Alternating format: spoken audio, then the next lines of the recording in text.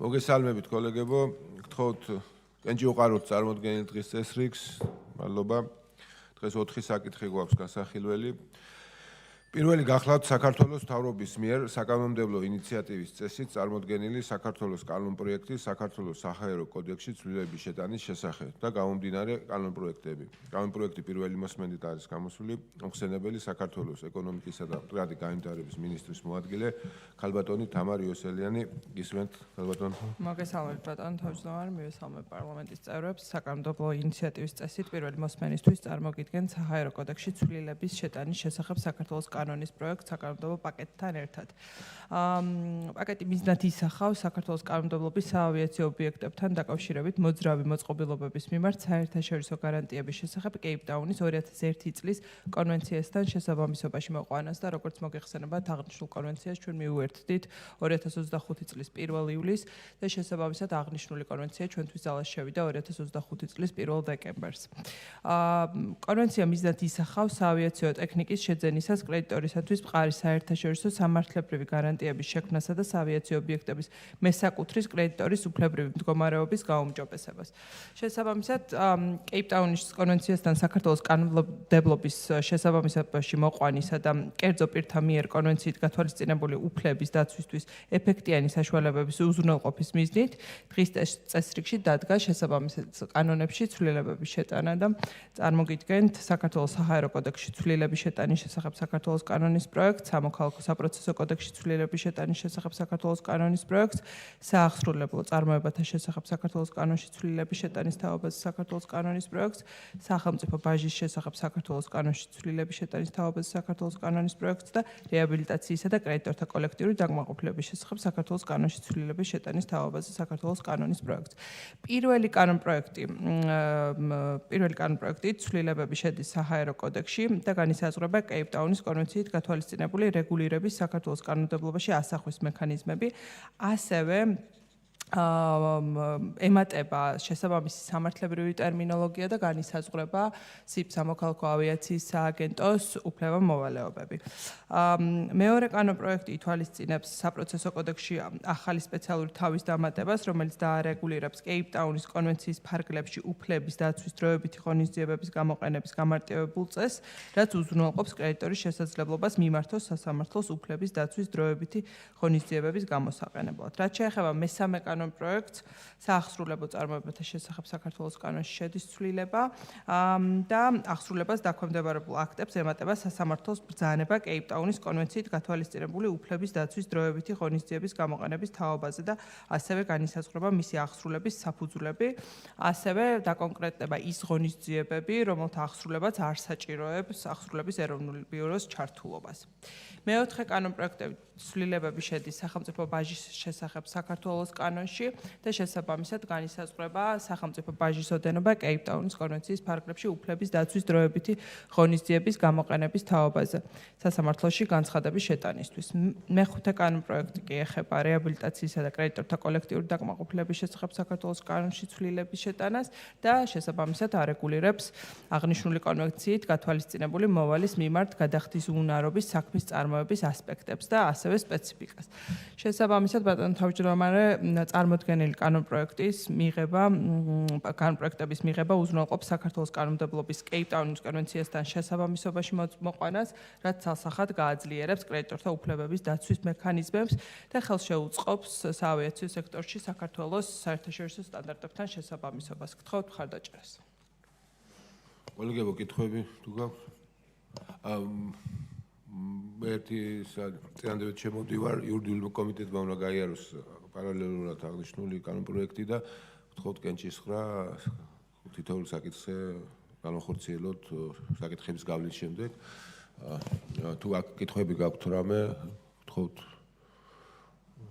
კარგით, მადლობთ ქალბატონ თამარ.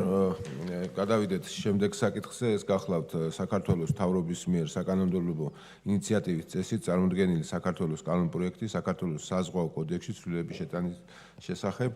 კანონპროექტი გამოდის პირველი მოსმენით მოხსენებელი საქართველოს ეკონომიკისა და მდგრადი განვითარების მინისტრის მოადგილე ქალბატონი თამარ იოსელიანი. ქალბატონ თამარ, მადლობა. საკანონმდებლო ინიციატივის წესით პირველი მოსმენისთვის წარმოგიდგენ საქართველოს კანონის პროექტს საქართველოს საზღვაო კოდექსში ცვლილების შეტანის შესახებ, როგორც მოგეხსენებათ, საერთაშორისო საზღვაო სამართლის სფეროში განსაკუთრებული მნიშვნელობა ენიჭება იმ ორგანიზაციების საქმიანობის მკაფიო რეგულირებას, რომლებსაც სახელმწიფოს სახელით ენიჭებათ გემების ტექნიკური ზედამხედველობისა და სერტიფიცირების უფლებამოსილება. ამ მიზნით საერთაშორისო საზღვაო ორგანიზაციის ფარგლებში მოქმედებს აღიარებული ორგანიზაციების კოდექსი, ეგრეთ წოდებული RO კოდექსი, რომელიც განსაზღვრავს ასეთი ორგანიზაციების უფლებამოსილების ფარგლებს, პასუხისმგებლობებს და მათ საქმიანობაზე ზედამხედველობის მექანიზმებს.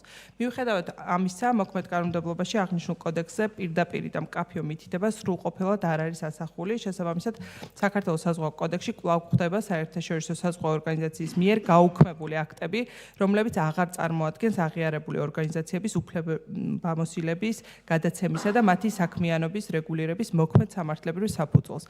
კანონპროექტის მიღების აუცილებლობა ასევე უკავშირდება 2025 წლის 31 მარტიდან 7 აპრილამდე საქართველოს ჩატარდა საერთაშორისო საზღვაო ორგანიზაციის იმსას აუდიტი და მის შედეგად გაცემული ერთ-ერთი რეკომენდაცია ეხება სწორედ აღიარებულ ორგანიზაციებთან გასაფორმებელი ხელშეკრულებების სტანდარტული მოდელის განსაზღვრას და აიმოს მოქმედი საერთაშორისო საზღვაო ორგანიზაციის მოქმედი რეზოლუციების სათანადოდ ასახვას საქართველოს საზღვაო კოდექსში.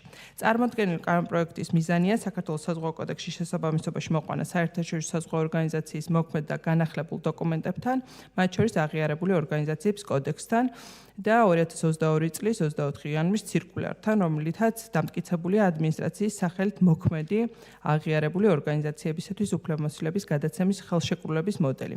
აღნიშნული ცვლილებები ხელს შეუწყობს საქართველოს საზღვაო კანონმდებლობის საერთაშორისო სტანდარტებთან შესაბამისობაში მოყვანას და დაახლოებას და აღიარებული ორგანიზაციების უფლებამოსილების გადაცემის სამართლებრივი საფუძვლის დაზუსტებას. ასევე საერთაშორისო საზღვაო ორგანიზაციის აუდიტის რეკომენდაციების პრაქტიკულ ასახვას ეროვნულ კანონმდებლობაში და შედეგად, რა თქმა უნდა, კოდექსში გაჩნდება მკაფიო მითითება იმ მოქმედ რეგულაციებზე, რომლებიც საზღვაო ტრანსპორტის სააგენტოს პრაქტიკულ საქმიანობაში უკვე გამოიყენება, რაც უზრუნველყოფს სამართლებრივ სიზუსტეს, თანმიმდევრულობას და საზღვაო უსაფრთხოების სფეროში რეგულირების გაუმჯობესებას. გთხოვთ მხარდაჭერას. კოლეგებო, თუ კითხვები გაქვთ აღნიშნულთან დაკავშირებით, მიმაჩნია, რომ საერთაშორისო სტანდარტებთან შესაბამისობაში მოყვანა უაღრესად მნიშვნელოვანი განადგმული ნაბიჯია და მადლობთ ქალბატონ თამარ, უბრალოდ კენჭისყრას ბოლოს განვახორციელებთ, გადავიდეთ შემდეგ საკითხზე. ეს გახლავთ საქართველოს მთავრობის მიერ საკანონმდებლო ინიციატივის წესით წარმოდგენილი საქართველოს კანონის პროექტის სახელმწიფო შესყიდვების შესახებ საქართველოს კანონში ცვლილების შეტანის თაობაზე და საჯარო შესყიდვების შესახებ საქართველოს კანონში ცვლილების შეტანის თაობაზე. მოხსენებელი საქართველოს მთავრობის საპარლამენტო მდივანი ბატონი ვახტანგ ბაჩიაშვილი.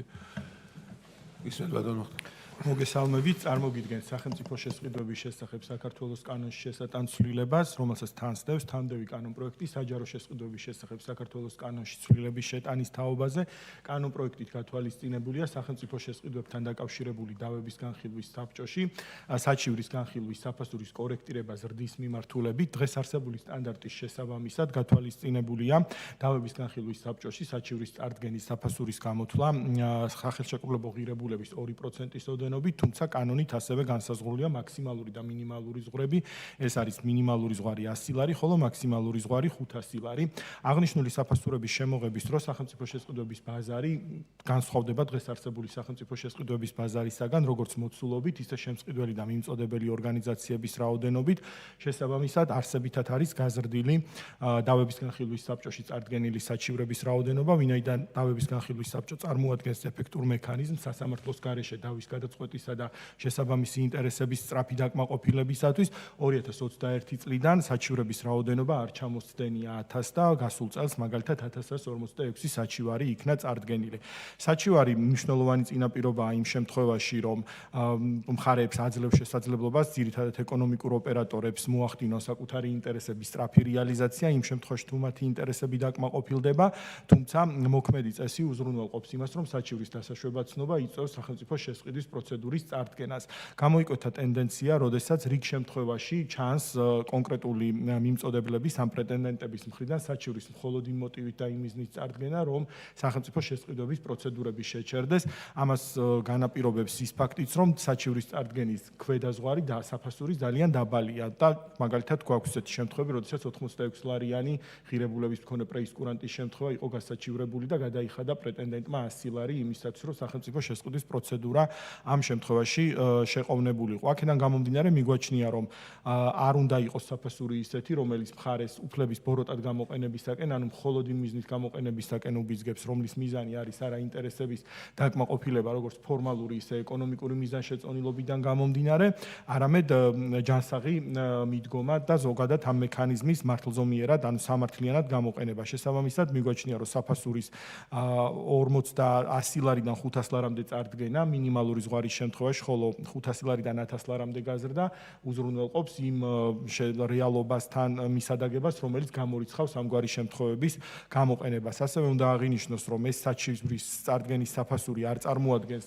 ბიუჯეტისთვის განსაკუთრებული მნიშვნელობის შემოსავალს, რაოდენობა დაახლოებით არ არის ძალიან მაღალი, როდესაც მათ ისეთ რიცხვებში წარმოვიდგენთ და არსებობს წესი, რომლის მიხედვითაც და საჩივრის დაკმაყოფილების ან ნაწილობრივი დაკმაყოფილების შემთხვევაში ეს საფასური მომჩივან მხარეს უკან უბრუნდება და ბოლო სტატისტიკა, გასული წლის სტატისტიკა აჩვენებს, რომ 1145 შემთხვევაში დაახლოებით 700 შემთხვევა დასრულდა საჩივრის ან დაკმაყოფილებით, ან ნაწილობრივი დაკმაყოფილებით, რამაც შესაბამისად ამ გადახდილი თანხების პირისათვის უკან დაბრუნება გამოიწვია. ამიტომ გთხოვთ, რომ ამ ინიციატივას მხარი დაუჭიროთ, რომ დავების განხილვის საბჭო, როგორც ესეთი ეფექტური მექანიზმი არ შეფერხდეს აი ასეთი ტიპის დავების განხილვის გამო და რიცხვი არ იყოს არაკოლოსალურად გაზრდილი ამ შემთხვევაში. მადლობა, მე მგონი ძალიან დამაჯერებელი და დასაბუთებული მიზეზია, რატომაც უნდა გაიზარდოს აღნიშნული, ასე რომ ვთქვათ, ხარჯი. თუ რამე კითხვები გაქვთ, არა მაქვს. თქვა გადავიდეთ მაშინ შემდეგ საკითხზე. ეს გახლავთ საქართველოს მთავრობის მიერ შეერთებისთვის წარმოდგენილი დიზაინის სამართლის შესახებ რიადის ხელშეკრულება, დიზაინის სამართლის შესახებ რიადის ხელშეკრულების რეგულაციები და საქართველოს კანონის პროექტი დიზაინის შესახებ საქართველოს კანონში ცვლილების შეტანის თაობაზე. მოხსენებელი საქართველოს მთავრობის საპარლამენტო დივანი ბატონი ვახტანგ პაჩიაშვილი, ისმენთ ბატონ ვახტანგ საკითხთან დაკავშირებით. მოგახსენებთ, რიადის ხელშეკრულება 2024 წელს საუდის არაბეთის სამეფოში ინტელექტუალური საკუთრების მსოფლიო ორგანიზაციის დიპლომატიურ კონფერენციაზე იქნა მიღებული. ამავე კონფერენციაზე დამტკიცდა რიადის ხელშეკრულების რეგულაციები და მიღებული იქნა შესაბამისი რეზოლუცია. მიზანი გახლავთ ეკონომიკური გლობალიზაციის პირობებში მცირე და საშუალო ბიზნესისათვის ინტელექტუალური საკუთრების დაცვის ისეთ ობიექტზე, როგორიც არის დიზაინი, უნიფიცირებული რეგულაციების შექმნა, რომელიც ხელმომწერ მხარეებს შესაძლებლობას მისცემს, რომ ერთნაირი სტანდარტებით იქნენ ეროვნული კანონმდებლობის მიხედვით დიზაინერები დაცული. დიზაინის სამართლის შესახებ რიადის ხელშეკრულება ადგენს იმ მინიმალურ სტანდარტებს, რომელიც უნდა ჰქონდეს მის ხელმომწერ სახელმწიფოებს და გულისხმობს დიზაინის განაცხადის წარდგენის, დიზაინზე საქმის წარმოების ჩატარების, გაშვებული ვადების აღდგენის, ფორმალური თუ არსობრივი ექსპერტიზის ჩატარების ერთიან უნიფიცირებულ წესებსა და მიდგომებს. დღესდღეობით დიზაინის შესახებ რიადის ხელშეკრულებას აღიარებს და მასში გამოხატულ პრინციპებს მხარს უჭერს 28 სახელმწიფო, მათ შორის ისეთი სახელმწიფოებია, როგორიც არის დიდი ბრიტანეთისა და ჩრდილოეთ ირლანდიის გაერთიანებული სამეფო და შვეიცარიის კონფედერაცია. რიადის ხელშეკრულება ხელმოსაწერად ღია იყო კონფერენციის დასრულებიდან 1 წლის განმავლობაში, ესვა და გასულია უკვე. ამიტომ საქართველოს მხრიდან მასთან ასე ვთქვათ, მის სავალდებულოდ აღიარება უნდა მოხდეს შეერთების ფორმალური მექანიზმის გამოყენებით. საქართველოსთვის დიზაინის სამართლის შესახებ რიადის ხელშეკრულებასთან მიერთება უპრობლემოა იმ თვალსაზრისით, რომ ჩვენი შიდა სახელმწიფოებრივი კანონმდებლობა, კერძოდ კანონი დიზაინის შესახებ, არსებითად იმეორებს და განამტკიცებს იმ უფლებრივ გარანტიებს, რომელიც ამ ხილნიშნულ ხელშეკრულებაშია გათვალისწინებული, თუმცა მის კანონმდებლობაში ასახვა მაინც იწვევს მცირე ცვლილებებს ისეთ გარანტირებულ მექანიზმებთან დაკავშირებით, რომელსაც იცნობს დიზაინის სამართლის შესახებ რიადის ხელშეკრულება, მაგრამ დიზაინის შესახებ საქართველოს კანონით გათვალისწინებული არ არის. კერძოდ რიადის ხელშეკრულება იცნობს შემთხვევას, როდესაც პირმა შეუძლია მოითხოვოს გაშვებული ვადის აღდგენა როგორც საკონვენციო ისე საგამოფენო პრიორიტეტზე, ასევე დიზაინზე განსაკუთრებული უფლების მოქმედების ვადის გაგრძელების მოთხოვნის თაობაზე უფლების აღდგენა. შესაბამისად ამ მიზნით იმისათვის რომ მოხდეს ეროვნული კანონმდებლობის შესაბამისობა რიადის ხელშეკრულებასთან ხდება შესაბამისი ცვლილებების სასახვა დიზაინის შესახებ კანონში და დიზაინის თან დაკავშირებით საკპატენტის უფლებამოსილებებს მემატება ორი ფასიანი მომსახურების გაწევა. ერთი შემთხვევა, როდესაც პირი წარადგენს დამადასტურებელ მტკიცებულებებს, რომ მან ვადა ასე ვთქვათ, პრიორიტეტის მოთხოვნის უფლების ვადა გაუშვა საპატიო მიზეზით, ამ ვადის გასვლიდან ერთი თვე არის გასული და დაამტკიცებს შესაბამისი მტკიცებულებებით, რომ მის მხრიდან ყველა ზომა იქნა მიღებული, მაგრამ ვადა მაინც იქნა გაშვებული და მეორე შემთხვევა, როდესაც ვადის გაგრძელება დიზაინზე განსაკუთრებული უფლების, ასევე საპატიო მიზეზით პირმა ვერ მოახდინა და ამისთვისაც კანონი ითვალისწინებს შესაბამისი მექანიზმის შემოღებას. ამ ცვლილებების მიღებით, ისევე როგორც დიზაინის სამართლის შესახებ რიადის ხელშეკრულებასთან მიერთებით, მნიშვნელოვანი გარანტიები შეიქმნება როგორც ქართველი დიზაინერებისათვის, რომლებიც შეძლებენ მცირე დანახარჯებით ადმინისტრაციული და ფორმალური ბარიერების გარეშე საკუთარი ინტერესების ეფექტურად დაცვას დიზაინის სამართლის შესახებ რიადის ხელშეკრულების ხელმომწერ სახელმწიფოებში, ისე ჩვენი კანონმდებლობა იქნება განჭვრეტადი ამ შესაბამის სახელმწიფოს მოქალაქე მცირე და საშუალო ბიზნესის წარმომადგენლებისათვის. მადლობთ, აქაც ამომწევრად შინაარსობრივად ამომწევრად მოიქნა წარმოდგენილი საკანონმდებლო ცვლილება. გთხოვთ კოლეგებო, თუ კითხვები გვაქვს, თორემ მაშინ კენჭი უყაროთ საკითხებს. თითოეულს პირველი გახლავთ საქართველოს მთავრობის მიერ საკანონმდებლო ინიციატივის წესით წარმოდგენილი საქართველოს კანონპროექტი საქართველოს საჰაერო კოდექსში ცვლილებების შეტანის შესახებ და გამომდინარე კანონპროექტები. გთხოვთ კენჭი უყაროთ, ვინ არის მომხრე? ბატონ გიორგი, თქვენ პირველი საკითხი. მადლობთ. მეორე გახლავთ საქართველოს მთავრობის მიერ საკანონმდებლო ინიციატივის წესით წარმოდგენილი საქართველოს კანონპროექტი საქართველოს საზღვაო კოდექსში ცვლილებების შეტანის შესახებ. ვინ არის მომხრე? მადლობთ. მესამე საკითხი გახლავთ საქართველოს მთავრობის მიერ საკანონმდებლო ინიციატივის წესით წარმოდგენილი საქართველოს კანონების პროექტები სახელმწიფო შესყიდვების შესახებ საქართველოს კანონში ცვლილებების შეტანის თაობაზე და საჯარო შესყიდვების შესახებ საქართველოს კანონში ცვლილებების შეტანის თაობაზე. ვინ არის მომხრე? მადლობთ. და მეოთხე საკითხი გახლავთ საქართველოს მთავრობის მიერ შეერთებისთვის წარმოდგენილი დიზაინის სამართლის შესახებ რიადის ხელშეკრულება, დიზაინის სამართლის შესახებ რიადის ხელშეკრულების რეგულაციები და საქართველოს კანონის პროექტი დიზაინის შესახებ საქართველოს კანონში ცვლილების შეტანის თაობაზე. ვინ არის კოლეგებო მომხრე? მადლობთ. დიდი მადლობა. დღევანდელი კომიტეტის ცნობად ასრულება წარმატებულ დღეს გისურვებთ.